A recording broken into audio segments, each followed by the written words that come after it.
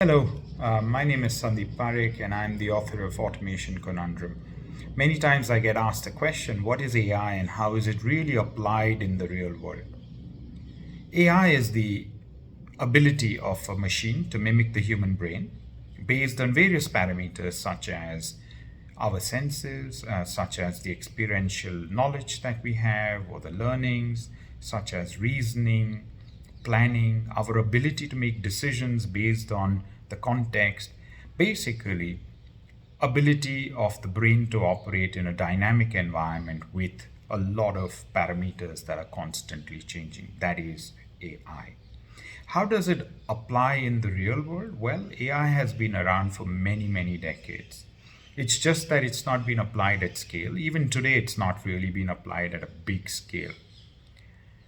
For example, the way you search the internet today, or how planes fly. Of course, there are pilots, but then they use autopilot, which uses a lot of AI. There are several doctors who actually use AI for clinical diagnosis of complex diseases and so forth.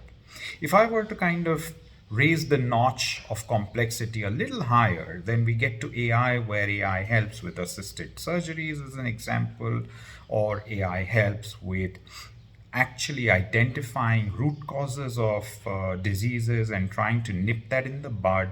AI actually also can help, as an example, to accelerate the pace at which vaccines can actually be developed.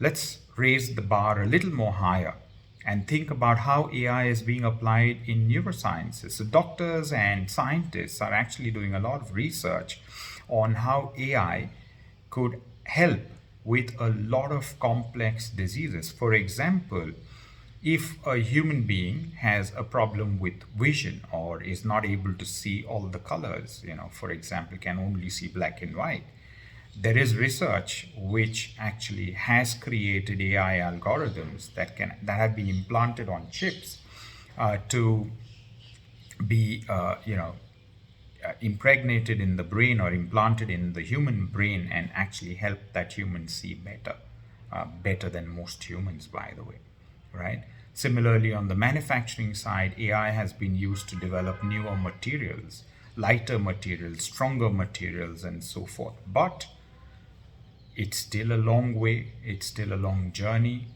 It is still not something that is ready to take over the world, or, as a lot of media puts it, it's not something that's going to rule the world anytime soon. I hope you got a good sense of what AI is and how it is really applied in the real world. Thank you.